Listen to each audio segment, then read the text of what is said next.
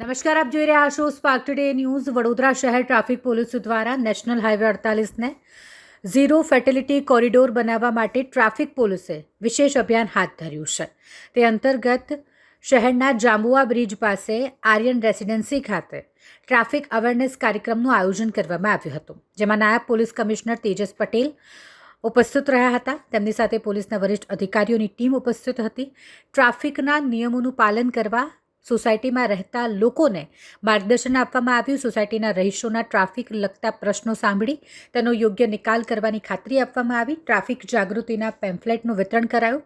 રાત્રિના સમયે અકસ્માત ટાળવા માટે 2 વ્હીલર અને 4 વ્હીલર વાહનો પર રિફ્લેક્ટર પટ્ટી લગાડવામાં આવી હતી. આ કાર્યક્રમમાં 150 જેટલા લોકો હાજર રહ્યા હતા. કાર્યક્રમના અંતે તમામને ટ્રાફિકના નિયમોનું પાલન કરવા માટેની પ્રતિજ્ઞા લેવડાવવામાં આવી હતી. પરિવારને બધા રાહ જોતા હોય, આપણા દીકરા દીકરી ગયેલા હોય સ્કૂટર લઈને, તો એને પણ આપણને ચિંતા થાય કે આ આટલો હેવી ટ્રાફિક છે ને આમાં જલ્દી આવી જાય તો સારું.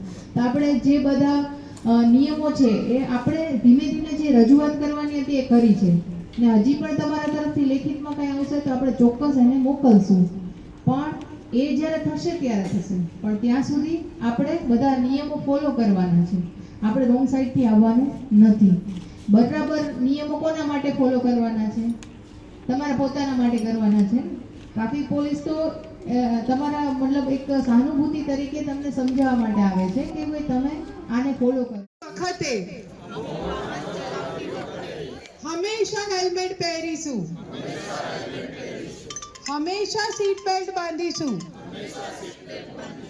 મોબાઈલ ફોનનો ઉપયોગ નહીં કરીએ, ઓવર સ્પીડ ડ્રાઇવિંગ નહીં કરીએ, રોંગ સાઈડ ડ્રાઇવિંગ નહીં કરીએ, રોડ અકસ્માતના પીડિતને